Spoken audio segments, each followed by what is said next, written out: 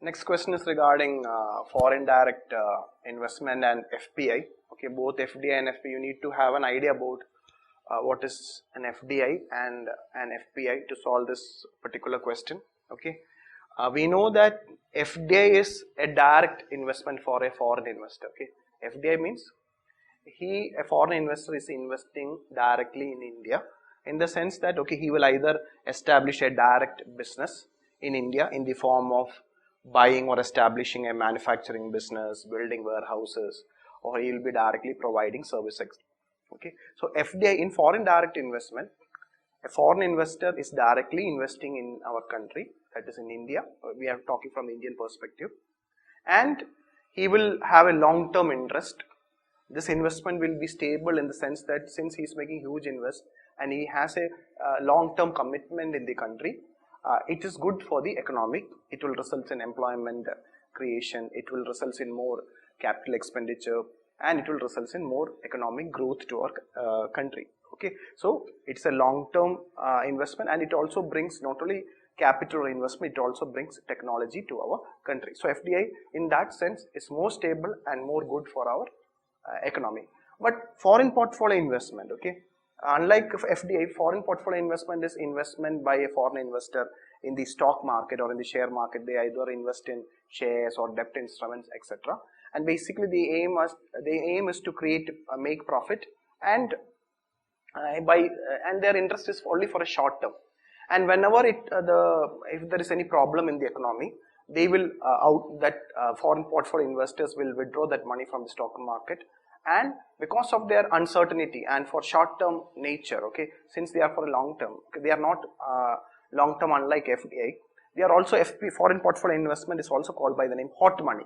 At any moment they can go outside the country. Okay, so foreign portfolio investment are basically in the form of investment in the stock market, and it's in the nature of it's a volatile investment. Anytime it can leave the country. So basically this investment is aimed at getting profits from shares or interest from deposits, etc. Okay, or in debt instrument or in the share market they will invest.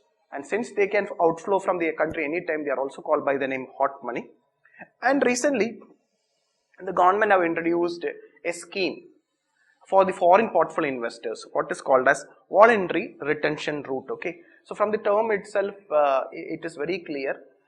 If a foreign portfolio investor, if he is ready voluntarily, if he is ready to invest in the country for a long-term period. So we know that normally foreign portfolio investors don't invest in the country for a long-term period.